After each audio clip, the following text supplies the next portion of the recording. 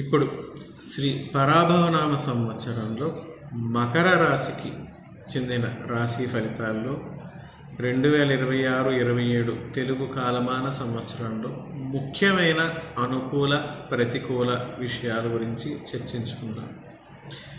ఎవరైతే ఉత్తరాషాఢ నక్షత్ర 2వ పాదం కానీ 3వ పాదం కానీ 4వ పాదంలో కానీ జన్మిస్తారో, లేదా శ్రవణ నక్షత్ర 1వ పాదం కానీ 2వ పాదం కానీ 3వ పాదం కానీ 4వ పాదం కానీ జన్మిస్తారో, లేదా ధనిష్ఠా నక్షత్రం యొక్క 1వ పాదం కానీ 2వ పాదంలో కానీ జన్మిస్తారో వారు మకర రాశికి చెందినవారు అవుతారు.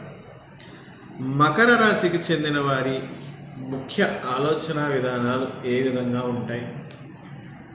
మకర రాశి వారు చాలా కష్టపడి పనిచేస్తారు, కష్టానికి భయపడరు. వాళ్ళ జీవితంలో కష్టపడందే ఏది సాధించలేరు. వీరు ఎవరితోనూ స్నేహం చెయ్యరు. వీరిని మోసగించడం అన్నది అసాధ్యం. వీరి నమ్మకాన్ని గెలుచుకోవాలి అని అంటే తలకిందులుగా తపస్సు చేయాల్సిన పరిస్థితి ఉంటుంది. వీరికి ముఖ్యమైన లక్షణం మకర రాశికి ఏంటంటే, వారు సంపాదించుకునే ధనాన్ని తమ మీద తాము ఖర్చు పెట్టుకోకుండా వృద్ధాప్యం కోసం దాచుకుంటారు.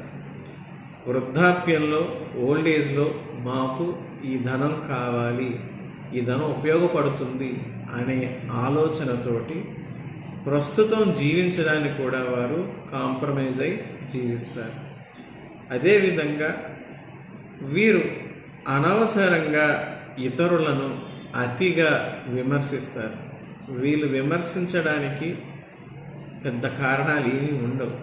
వీరి కళ్ళ ముందు నడుస్తూ వెళుతున్న మొదటిసారి వీళ్ళ జీవితంలో చూసిన వ్యక్తిని కూడా వీళ్ళు ఏదో ఒక విధంగా విమర్శించే పరిస్థితి ఉంటుంది. ఎవరిని తమ జోలికి రానివ్వరు. వీరు ఎవరి జోలికి వెళ్ళాలని కోరుకోరు. ఇది ముఖ్యంగా మకర రాశి వారికి సంబంధించినటువంటి లక్షణ స్వభావాలు ఇలా ఉంటాయి. ఇక శ్రీ పరాభవనామ సంవత్సరంలో మకర రాశి వారికి ఆదాయం 2, వ్యయం 8, రాజపూజ్యం 1, అవమానం 2గా ఉన్నాయి. మకర రాశి వారికి ఇక ప్రతికూల అనుకూల అంశాలు ఏమున్నాయో చర్చిద్దాం. మకర రాశి వారికి శ్రీ పరాభవనామ సంవత్సరంలో 7వ స్థానగతుడైనటువంటి గురువు వల్ల వైవాహిక సంబంధిత విషయాలు చాలా బాగుంటాయి. ఎవరైతే వివాహం కోసం వెయిట్ చేస్తున్నారో వారికి అతి చక్కటి గుణాలు కలిగినటువంటి జీవిత భాగస్వామి లభించడం జరుగుతుంది.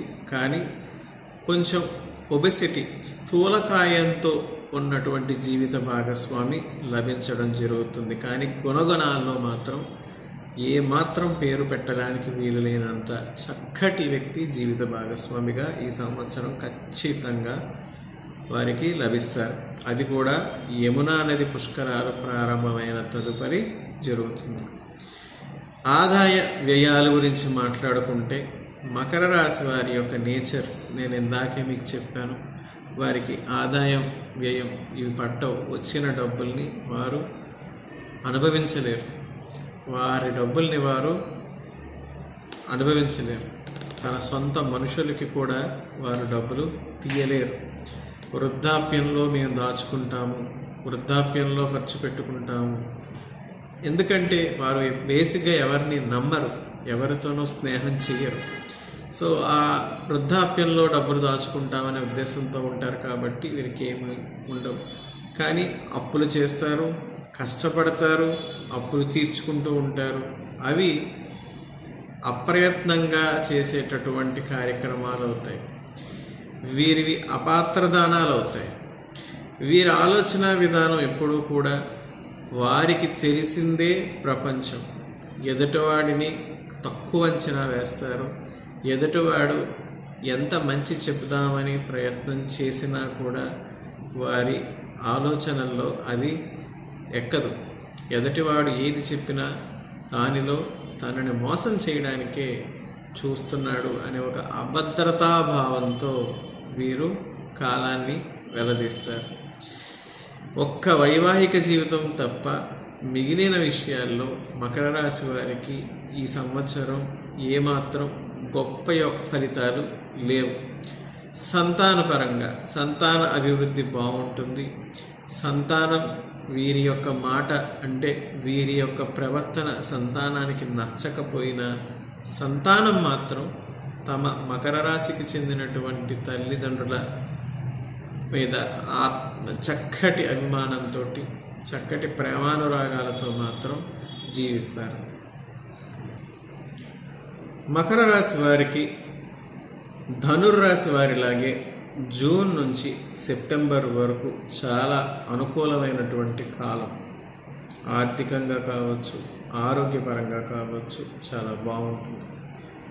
2026 అక్టోబర్, నవంబర్ ఈ 2 మాసాలు మాత్రం మకర రాశి వారికి తీవ్రమైనటువంటి ఆరోగ్య సమస్యలని, ముఖ్యంగా ఎముకలకు సంబంధించిన ఆరోగ్య సమస్యలని, దేహ వ్రణాలకు అంటే tumours, either benign tumours or malignant tumours, ఒక వ్రణాలకు సంబంధించిన సమస్యల్ని ఏర్పరిచే సూచనలు చాలా అధికంగా ఉన్నాయి.